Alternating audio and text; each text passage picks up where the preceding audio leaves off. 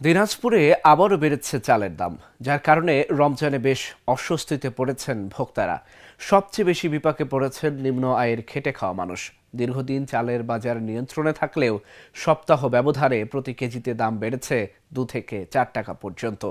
বাজারে নতুন ধান না উঠলে দাম কমার সম্ভাবনা নেই বলে জানান সংশ্লিষ্টরা। দিনাজপুর থেকে আবুল কাশেমের পাঠানো তথ্যচিত্রে ডেস্ক রিপোর্ট।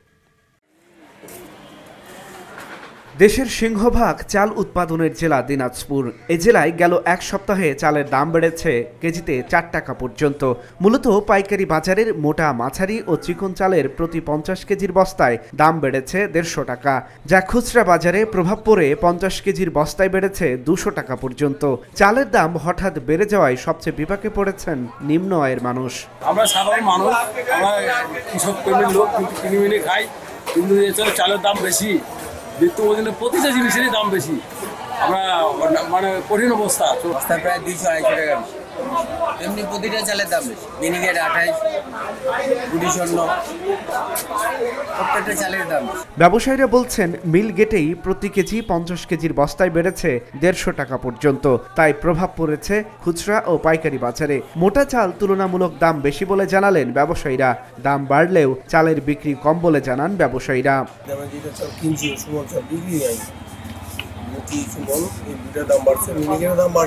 চলতি রমজান মাসের প্রথম দিকেই হঠাৎ করে চালের বাজার বেশি।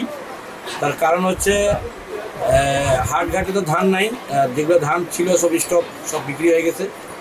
এখন মোটামুটি কিছু মিলারদের কাছে ধান আছে, তারা অল্প অল্প করে চাল বানাচ্ছে, বাজারে ছাড়তেছে। বস্তা প্রতি 100-150 টাকা করে বাড়ছে চালের বাজার।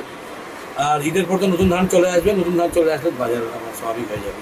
দিনাজপুর জেলায় প্রতি বছর 15 লাখ মেট্রিক টন চাল উৎপাদন হয় এবং এই অঞ্চলের চাহিদা মিটিয়ে 9 লাখ মেট্রিক টন চাল দেশের বিভিন্ন জেলায় সরবরাহ করা হয়। Dhaka journal news desk.